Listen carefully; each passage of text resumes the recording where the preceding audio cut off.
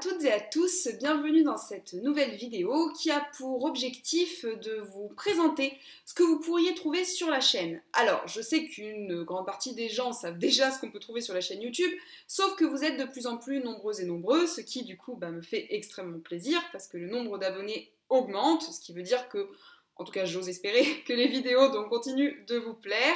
Et évidemment, ça me fait un grand plaisir. Et du coup, je me rends compte que comme certains ne découvrent mes vidéos que maintenant, ils ne savent pas forcément ce que j'ai fait avant. Et donc, je me retrouve parfois avec des messages dans lesquels on me demande si je peux faire des vidéos sur telle partie du programme, si je peux faire des vidéos pour présenter un développement construit, faire des fiches de révision, présenter les techniques pour pouvoir passer un oral par exemple, sauf que ces vidéos, elles sont déjà en ligne. Donc, je me suis dit que j'allais faire une petite vidéo d'intro, comme ça au moins vous n'aurez plus qu'à aller directement consulter les playlists. Alors, celles-ci sont en ligne, donc parmi toutes les vidéos foisonnantes qu'il y a sur la chaîne, vous pouvez retrouver celles qui seront rangées dans ce qu'on appelle des playlists.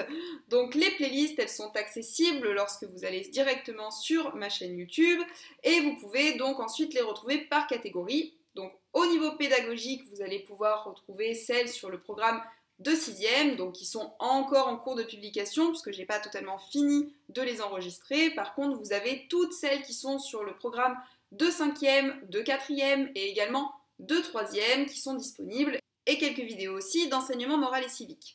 Vous avez aussi des vidéos qui sont plus méthodologiques, donc les vidéos qui vont notamment concerner comment par exemple réaliser un développement construit. Excuse-moi, t'es en train de travailler? Je te dérange? Non, en fait, je voulais savoir si tu pouvais m'expliquer ce que c'était qu'un développement construit. Écoute, je crois pas, non, c'est pas parce qu'on est confiné que j'ai que ça à faire et que je vais t'expliquer ce que c'est qu'un développement construit, d'accord? T'as les cas suivre en cours. Va voir maman, hein? Maman, elle sait ce que c'est qu'un développement construit. Un développement construit, comme tu l'as toi-même suggéré, c'est un développement qui est construit. Puisqu'il y a le mot construit, ça signifie donc qu'il y a une construction à faire. Comment passer un oral? Nous allons vous faire passer votre oral de stage, donc il va compter pour le contrôle continu du brevet national. Et vous pouvez donc soit vous asseoir, soit rester debout, c'est à votre convenance. Donc j'ai choisi d'effectuer mon stage là-bas parce que j'ai toujours voulu être boulangère. Ouais, allô maman, ouais, les profs ils disent qu'il faut une carte d'identité pour passer l'oral. Tu peux m'amener ça? Pensez également à préparer votre oral. Donc sans être dans de la récitation et dans j'écris tout sur une feuille et je le lis et je me cache derrière, essayez de mettre sur un papier les principaux points de votre oral et également de vous entraîner. Comment faire une fiche de révision? Oui, alors en fait, je voudrais que tu m'aides parce que la prof d'histoire, elle arrête pas de nous dire oui, il faudrait que vous fassiez des fiches de révision parce que ce serait quand même mieux plutôt qu'avoir tout à apprendre d'un coup à la fin de l'année. Bon, tu vas suivre la méthode suivante. On va prendre l'exemple de la Première Guerre mondiale.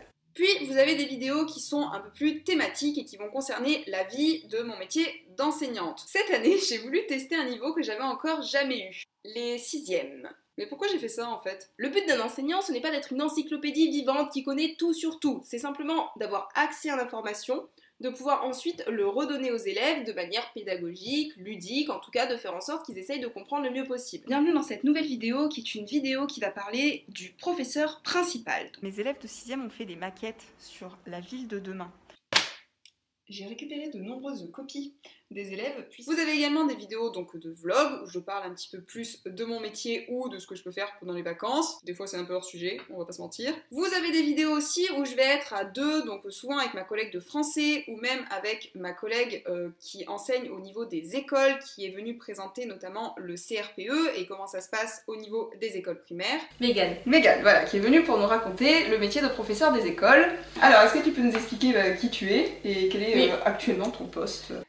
Et vous avez aussi des vidéos qui concernent donc le concours du CAPES, donc comment devenir professeur, comment obtenir le concours. Bienvenue sur cette vidéo qui va vous parler du concours du CAPES, avec des conseils pour ceux qui sont en train de le passer actuellement, ceux qui voudraient le passer plus tard, ceux qui voudraient pas le passer, vous pouvez quand même regarder la vidéo. Puis également des vidéos par exemple qui vont concerner l'orientation.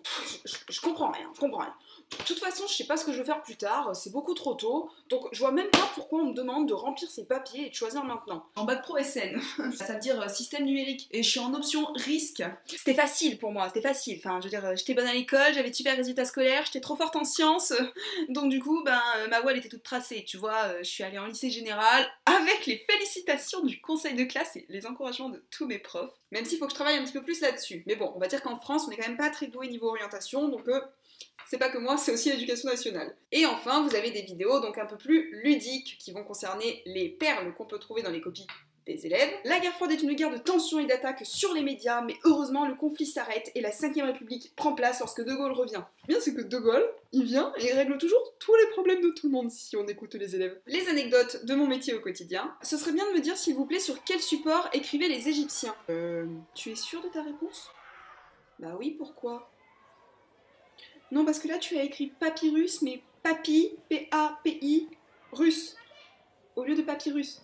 Donc une panoplie de vidéos dans lesquelles vous pourrez puiser toutes les informations qui pourront vous être utiles. Et j'espère bien entendu que vous trouverez plaisir à les regarder et que cela vous servira, notamment si vous êtes élève ou si vous êtes étudiant et que ça vous permettra soit de vous donner envie de devenir professeur d'histoire-géographie, nous sommes tous d'accord, soit en tout cas que ça vous aidera à avancer dans votre scolarité, à mieux comprendre pourquoi on fait telle ou telle chose en classe et en tout cas à vous motiver pour pouvoir travailler. Encore une fois, je vous remercie vivement pour tous vos messages, pour votre écoute et pour le plaisir que vous semblez trouver à écouter et à apprécier mon travail et mes vidéos que je vous propose. Au passage, petite anecdote pour ceux qui ne sont pas encore au courant, mais une abonnée m'avait fait remarquer que sa sœur m'avait vu dans un magazine d'Ocapi au CDI. Sur le coup, j'avais trouvé ça très drôle et je m'étais dit qu'elle s'était sûrement trompée.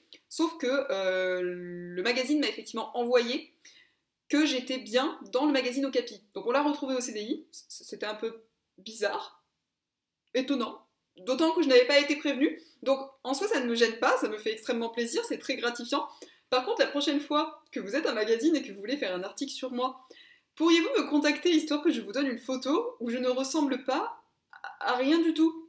Je dis ça comme ça, bon, en tout cas ça a beaucoup amusé mes collègues et en réalité ça m'a beaucoup fait rire aussi, donc pas de problème, pas de souci. Et je vous remercie également pour tous les messages de partage au sujet de mon livre, parce que le fait de savoir que l'histoire vous plaît, qu'elle vous touche et que ça vous intéresse également, donc ce que je fais en parallèle de mon métier d'enseignant, eh ben ça me fait très plaisir parce que l'écriture est un travail et un plaisir solitaire, donc une passion durant laquelle on est quand même souvent très très seul face à un écran d'ordinateur.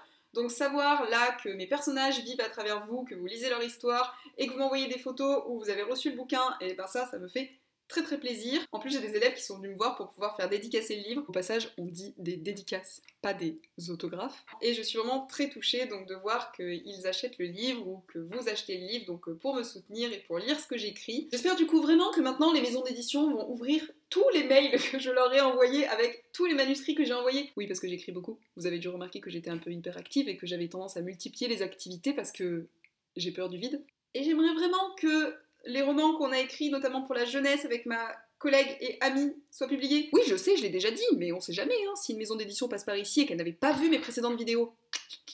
Donc encore une fois, merci beaucoup pour votre écoute au quotidien, merci pour vos commentaires, merci pour vos likes, merci pour tout en fait. Sachez que moi je prends un grand plaisir en tout cas à les enregistrer, à vous partager mon métier au quotidien. Je sais, j'ai déjà dit que ça vous plaisait, que ça faisait plaisir de savoir que ça vous plaisait, mais j'ai déjà dit le mot plaisir un nombre incalculable de fois dans cette mini vidéo, mais bon voilà, vous avez compris, ça me fait plaisir. Je termine par vous dire que si jamais il y a des séances de dédicaces qui sont organisées pour le livre, je ne manquerai pas de vous le dire, donc regardez Instagram parce que je publierai certainement là, certainement sur YouTube aussi, mais j'ai plus tendance à aller sur Instagram si jamais je dois communiquer des informations. En tout cas, je vous remercie encore une fois pour votre écoute et je vous dis à très très bientôt pour de prochaines vidéos.